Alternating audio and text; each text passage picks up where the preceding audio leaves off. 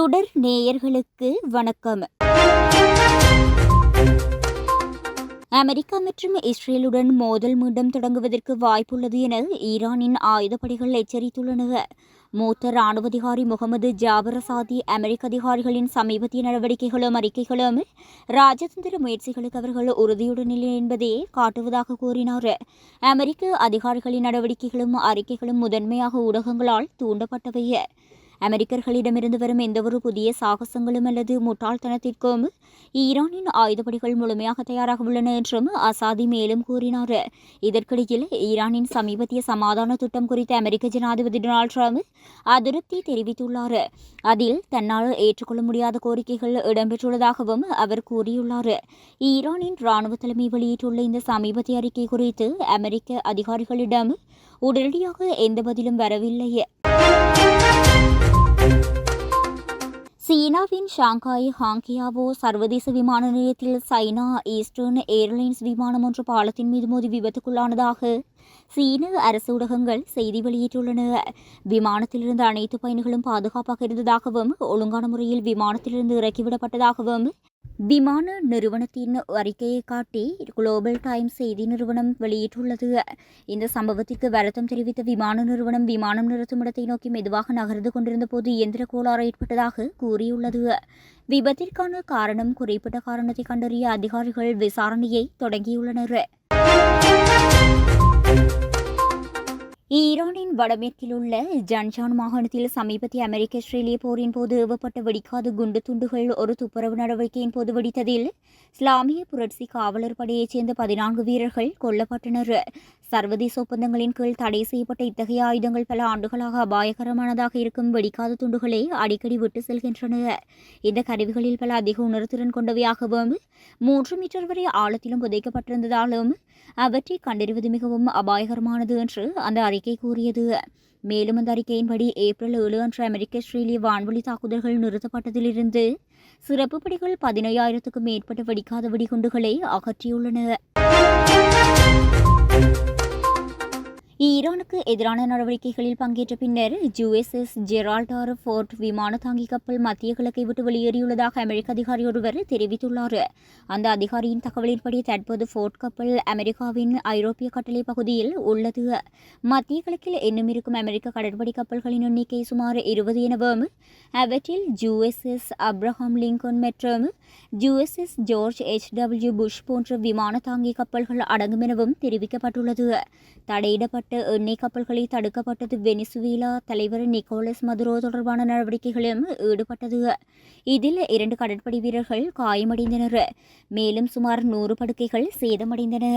அத்தோடு கப்பலின் கழிப்பறை அமைப்பில் பெரிய பிரச்சினைகள் ஏற்பட்டதாகவும் அடைப்பு மற்றும் நீண்ட வரிசைகள் போன்ற சிக்கல்கள் ஏற்பட்டதாகவும் அமெரிக்க ஊடகங்கள் தெரிவித்துள்ளன. மோதல் இன்னும் முடிவுக்கு வரவில்லை. இதற்கிடையில் ஈரான் முக்கியமான ஹோர்முஸ் நீரிணை பகுதியை தடுப்பதாகவும் அமெரிக்க படைகள் ஈரான் துறைமுகங்களை கண்காணிப்பதாகவும் கூறப்படுகின்றது. இதனால் மத்திய கிழக்கு பகுதியில் நிலைமை இன்னும் பதற்றமாகவே உள்ளது. ஐக்கிய அரபு அமீரகத்தில் விமான சேவைகள் முழுமையாக சீரடைந்து இயல்புக்கு நிலைக்கு திரும்பியுள்ளதாக அந்நாட்டு அரசு தெரிவித்துள்ளது. அணுசக்தி விவகாரத்தில் ஈரான் மீது அமெரிக்கா இஸ்ரேல் இணைந்து தாக்குதல் நடத்தியது. ஈரான் அண்டை நாடுகளில் உள்ள அமெரிக்க ராணுவ தளங்களை குறிவைத்து தாக்குதல் நடத்தியது. இதனைத் தொடர்ந்து கிழக்காசிய நாடுகள் தங்கள் வான்பரப்பை மூடியது. தற்போது ஈரான் அமெரிக்கா இஸ்ரேல் நாடுகளிடையே அமைதி பேச்சுவார்த்தை நடைபெற்று வருவதால் தற்காலிக போர் நிறுத்தம் அமலில் உள்ளது. இந்நிலையில் கிழக்காசிய நாடுகளில் போர் பதற்றம் மற்றும் வான்வழி முழுமையாக திறக்கப்பட்டது. இதனைத் தொடர்ந்து ஐக்கிய அரபு அமீரகத்தில் விமான சேவைகள் முழுமையாக சீரடைந்து இயல்பு நிலைக்கு திரும்பியுள்ளது. ஐக்கிய அரபு அமீரகத்தில் விமான சேவைகள் முழுமையாக சீரடைந்து இயல்பு நிலைக்கு திரும்பியதாக அந்நாட்டு அரசு தெரிவித்துள்ளது. அணுசக்தி விவகாரத்தில் ஈரான் மீது அமெரிக்கா இஸ்ரேல் இணைந்து தாக்குதல் நடத்தியது.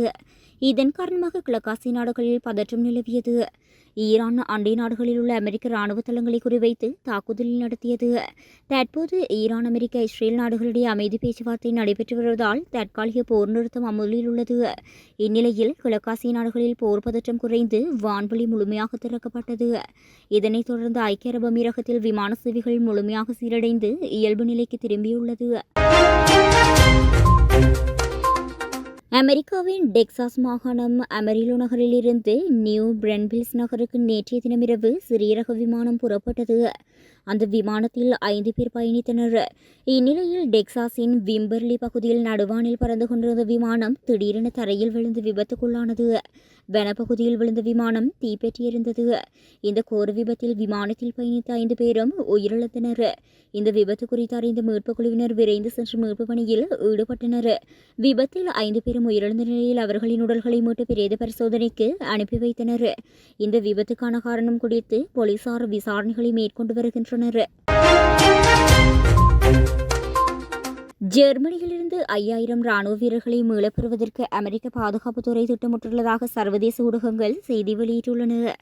ஈரானுடனான போர் விவகாரத்தில் அமெரிக்க ஜனாதிபதி டொனால்ட் ட்ரம்ப் மற்றும் ஜெர்மன் ஜனாதிபதி ஃபிரெட்ரிக் மெர்ஸ் ஆகியோருக்கிடையே ஏற்பட்டுள்ள கருத்து மோதலுக்கு மத்தியில் இந்த தீர்மானம் எடுக்கப்பட்டுள்ளது. குடிவரவு மற்றும் எரிசக்தி உள்ளிட்ட பல்வேறு விவகாரங்களிலும் மெர்ஸ் மிக மோசமாக செயற்படுகிறார் என ட்ரம்ப் தனது சமூக வலைதள கணக்கில் குற்றம் சாட்டியுள்ளார். அத்துடன் இத்தாலி மற்றும் ஸ்பெயினிலிருந்தும் அமெரிக்க ராணுவ வீரர்களை மீளப்பெறுவது குறித்து ட்ரம்ப் பரிந்துரைத்துள்ளார். ஜெர்மனியில் இருந்து 5000 அமெரிக்க ராணுவ வீரர்களை அடுத்த 6 முதல் 12 மாதங்களுக்குள் கட்டம் கட்டமாக திரும்பப் பெற தீர்மானிக்கப்பட்டுள்ளது என அமெரிக்க அதிகாரிகள் தெரிவித்துள்ளனர். நேட்டோ கூட்டணியை நீண்டகாலமாக விமர்சித்து வரும் ட்ரம்ப் ஹோர்முஸ் நீரிணையை மீண்டும் திறப்பதற்கான நடவடிக்கைகளில் ஒத்துழைக்க மறுக்கும் நட்பு நாடுகள் மீது தமது அதிருப்தியை வெளிப்படுத்தி வருகின்றார். இந்நிலையில் ஈரான் போரில் உதவி செய்ததற்காக இத்தாலி மற்றும் ஸ்பெயினையும் இவர் கடுமையாக விமர்சித்துள்ளமையும் குறிப்பிடத்தக்கது.